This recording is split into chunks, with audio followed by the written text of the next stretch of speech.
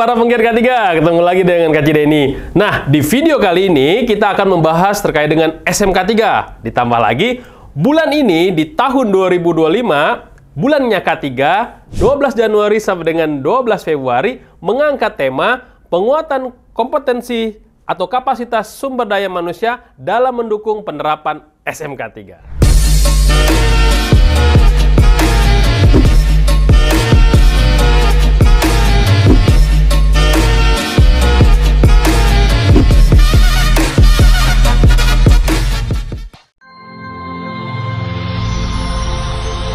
Video ini dipersembahkan oleh Mediatama Academy.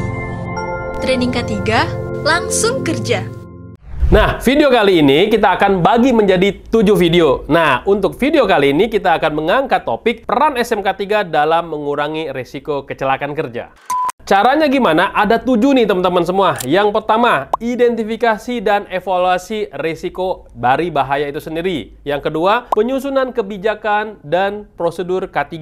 Yang ketiga, peningkatan kesadaran dan pelatihan K3. Yang keempat, penerapan pengendalian risiko secara sistematis. Yang kelima, inspeksi audit keselamatan dan kesehatan kerja secara berkala. Yang keenam, manajemen insiden dan investigasi kecelakaan. Dan yang ketujuh, meningkatkan budaya keselamatan di perusahaan. Yang pertama dulu, peran SMK 3 dalam mengurangi atau meminimalisir risiko kecelakaan adalah kita harus melakukan identifikasi dan evaluasi risiko dari bahaya tersebut. Di dalam SMK 3 itu diwajibkan teman-teman semua.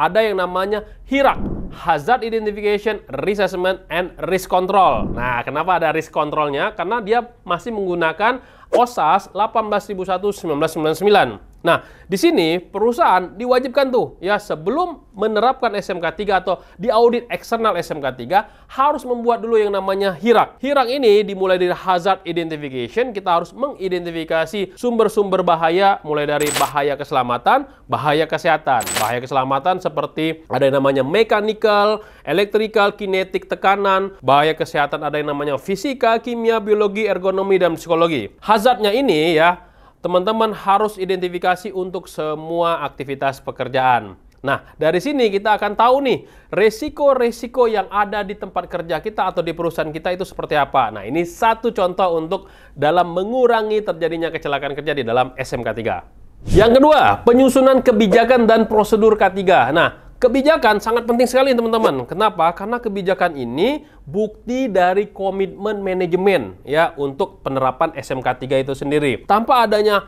komitmen dari manajemen, SMK 3 nggak bisa jalan. Percuma dong, ahli K3 sudah buat program K3 atau program SMK 3 selama 1 tahun, tapi biaya anggarannya nggak ada. Apalagi teman-teman di proyek konstruksi, diminta APD gimana? Ternyata nggak ada biaya, nggak ada budget, nggak ada dropping dana dari kantor pusat. Nah, bingung juga. Jadi harus ada komitmen atau kebijakan dari perusahaan atau dari pimpinan. Jadi nanti ada kebijakan K3 ditandatangani oleh direktur, ada juga kebijakan khusus yang ditandatangani oleh pucuk pimpinan di sebuah tempat kerja. Misalkan kalau dia proyek berarti kepala proyek, kalau dia pabrik berarti kepala pabrik. Itu ya, harus ada kebijakan. Yang kedua, harus ada prosedur-prosedur K3.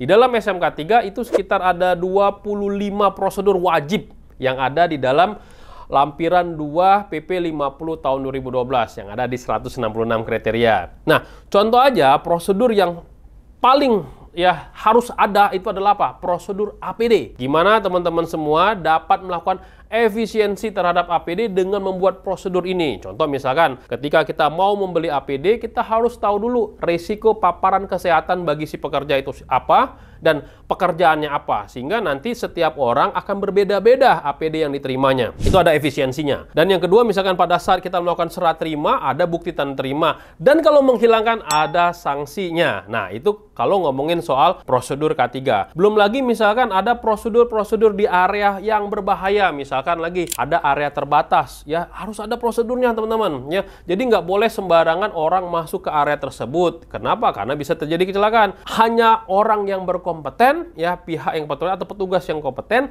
yang diperbolehkan masuk ke area tersebut. Yang ketiga, peningkatan kesadaran dan pelatihan K3. Nah, SMK 3 itu mewajibkan pelatihan dan edukasi bagi seluruh pekerjanya nih, teman-teman. Mulai dari misalkan pekerja baru ada yang namanya safety induction, ya. Itu juga berlaku untuk para tamu, kontraktor, vendor. Atau lagi misalkan pada saat dia udah kerja, ada yang namanya safety talk, toolbox meeting, safety meeting, gitu kan ya. Nah, itu untuk mengingatkan kesadaran bagi si pekerja. Jadi ada awareness terus ya, teman-teman semua ya. Yang kedua, misalkan lagi ada yang namanya refreshment setiap 1 tahun sekali, ada yang namanya fire drill atau simulasi keadaan darurat, kebakaran, gempa bumi, huru-hara dan lain sebagainya. Itu bagian dari kewajiban perusahaan memberikan kesadaran dan pelatihan K3. Atau di bulan K3 ini teman-teman mengadakan seminar atau mengadakan lomba-lomba terkait dengan K3. Nah, itu juga bisa meningkatkan kesadaran dan pelatihan K3. Yang keempat, penerapan pengendalian risiko secara sistematis. Kita tahu ya bahwasanya pengendalian risiko itu ada segitiga pengendalian risiko. Ya, mulai dari eliminasi, substitusi, reverse engineering, administrasi, dan APD. Nah, kadang nih ya, kita ketika membuat hierarki di bagian risk controlnya, pengendalian risikonya, selalu aja ya menuliskan APD, helm rompi sepatu, sehingga tidak sistematis. Di dalam SMK 3, untuk penerapan pengendalian risikonya harus dimulai dari yang paling atas dulu.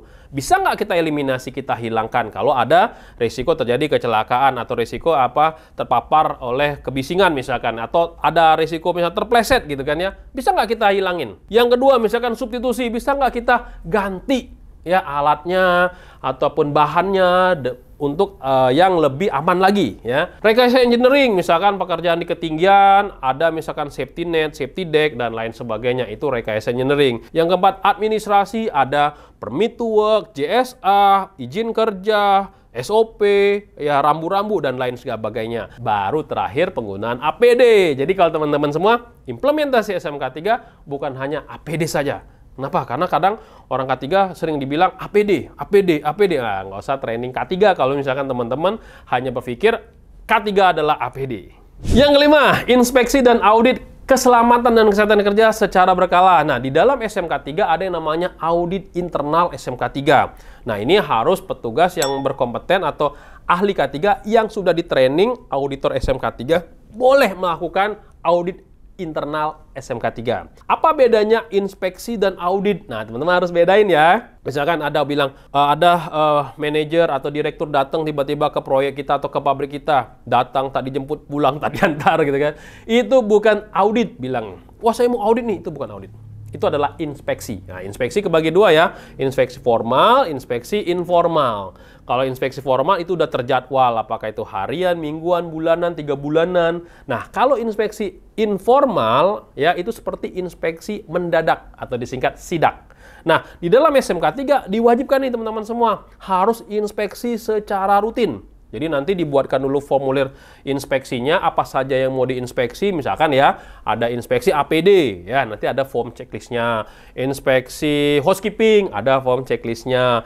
Inspeksi alat, ada form inspeksinya. Jadi semuanya harus ada inspeksi. Jadi inspeksi itu adalah spesifik, ya dia mendetail. Ya, dan dilakukan oleh orang yang berkompeten di alat, bahan, ataupun lokasi tempat kerja itu. Tapi kalau audit SMK 3 itu diatur dalam PP 50/2012 dan Permenaker 26/2014, ada checklist auditnya yang ada di lampiran 2. Apakah perusahaan ambil yang 64, 122 atau 166 ya. Kenapa? Karena nanti akan disesuaikan dengan kemampuan perusahaan bagaimana dia melakukan atau implementasi SMK 3 dengan tingkat apa.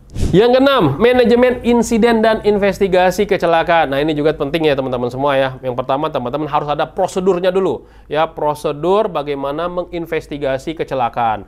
Dan orang yang melakukan investigasinya atau insiden investigatornya itu haruslah orang yang berkompeten. Supaya apa? Supaya nanti hasil dari investigasi kecelakaannya, lesson learn-nya bisa menjadi masukan buat manajemen dan bisa juga nanti menjadi pembelajaran buat pekerja-pekerja lain supaya tidak terjadi kecelakaan yang berulang. Yang terakhir, yang ketujuh, meningkatkan budaya keselamatan di perusahaan. Nah, ini budaya ini rada-rada susah nih teman-teman semua ya. Yang namanya budaya nggak bisa setahun 2 tahun, bisa jadi 5-10 tahun ya. Bagaimana misalkan budaya itu jangan sampai K3 itu hanya orang K3 aja.